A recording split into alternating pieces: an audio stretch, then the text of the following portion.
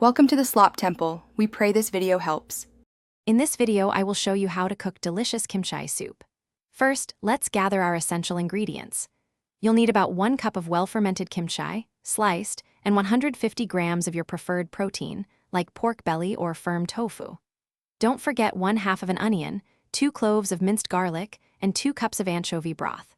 We'll also use 1 tablespoon of gochugaru and 1 teaspoon of soy sauce to build those rich flavors. Now, let's start building the incredible flavor base for our soup. Begin by heating 1 tablespoon of sesame oil in a sturdy pot over medium heat. Add your protein, whether it's pork belly or tofu, and cook it until it's nicely browned.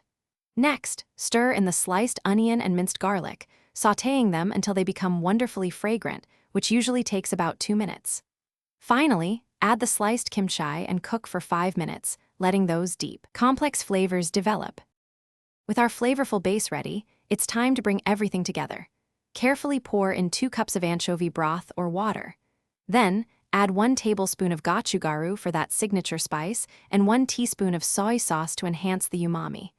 Bring the entire pot to a gentle boil, then reduce the heat to low. Cover your pot and let it simmer for a good 15 to 20 minutes. This crucial step allows all the wonderful flavors to meld beautifully. Almost there.